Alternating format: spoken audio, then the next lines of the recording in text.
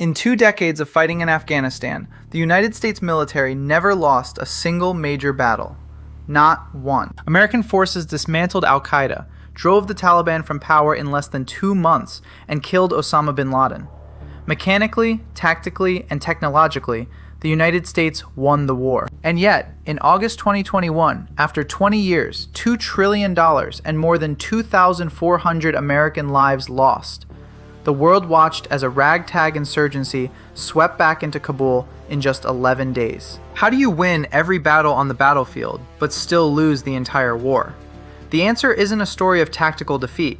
It is a story of political arrogance, systemic corruption, and a fundamental misunderstanding of human nature. To understand how the defeat happened, you first have to see how blindingly fast the initial victory was.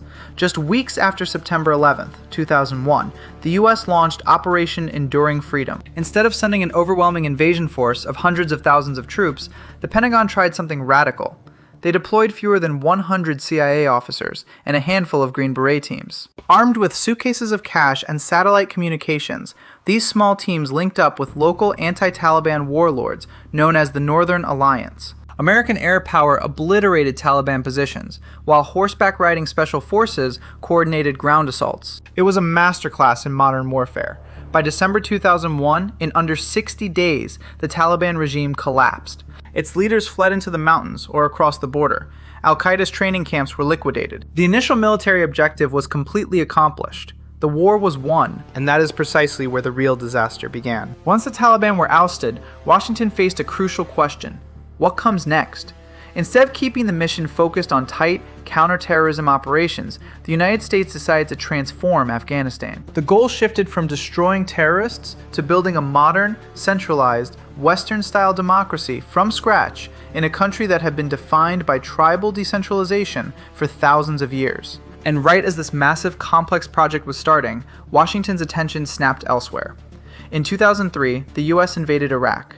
Suddenly, Afghanistan became the forgotten war. The best intelligence assets, top military commanders, special operations units, and financial resources were diverted to Baghdad. For nearly a decade, the US strategy in Afghanistan was reduced to a holding action, trying to rebuild the nation on a budget of leftover attention, while the defeated enemy quietly regrouped right across the border. Over the next 20 years, the United States poured over $145 billion into the reconstruction of Afghanistan. Adjusted for inflation, that was more money than the entire Marshall Plan used to rebuild all of Western Europe after World War II. So where did the money go?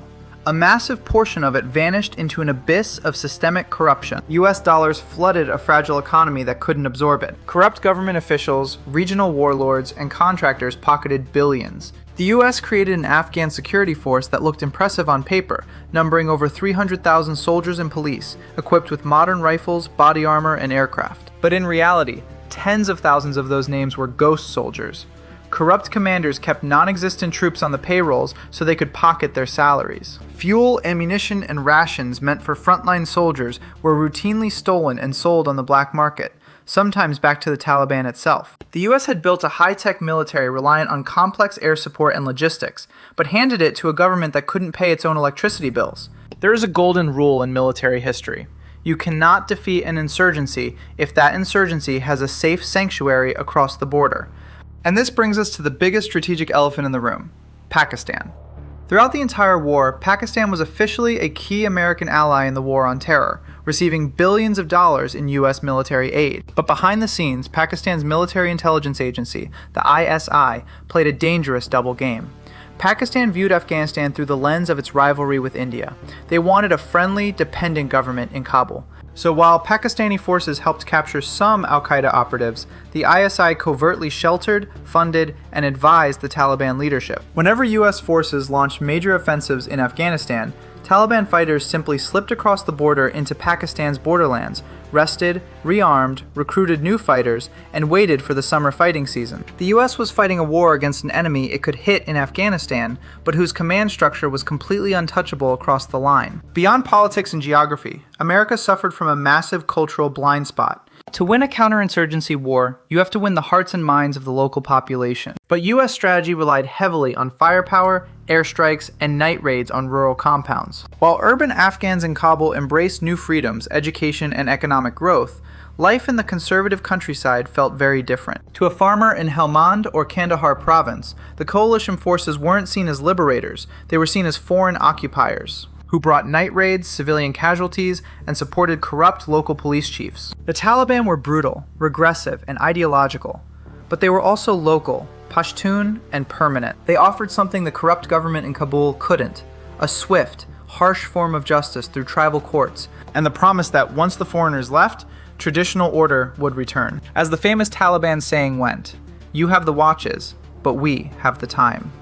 By 2020, American public patience had run out. In February 2020, the US signed the Doha Agreement with the Taliban, setting a deadline for a complete withdrawal of American military forces. The agreement excluded the Afghan central government entirely, severely undercutting its legitimacy. Part of the deal required the Afghan government to release 5,000 veteran Taliban prisoners, who immediately returned to the battlefield. When the withdrawal began in 2021, the US pulled out not just its troops, but the vital civilian contractors who maintained the Afghan Air Force's planes and helicopters. Deprived of air support, logistics, intelligence, and pay, the Afghan army suffered a psychological collapse. Units that had fought bravely for years suddenly realized no help was coming. Rather than die for a discredited government in Kabul, commanders negotiated surrenders, province by province. In just 11 days, provincial capitals fell like dominoes. On August 15, 2021, Taliban fighters entered the presidential palace in Kabul without firing a single shot. America didn't lose in Afghanistan because its soldiers were outfought on the battlefield. It lost because military might alone cannot create a functioning state, by the loyalty of a population, or replace a coherent political strategy. It was a 20-year demonstration of the limits of superpower military strength. What do you think was the single biggest mistake the US made in Afghanistan? Was it nation building, the reliance on Pakistan, or entering the war in the first place? Let me know your thoughts in the comments below. If you found this strategic breakdown insightful, hit the like button, subscribe, and turn on notifications so you don't miss our next historical deep dive. Thank you for watching.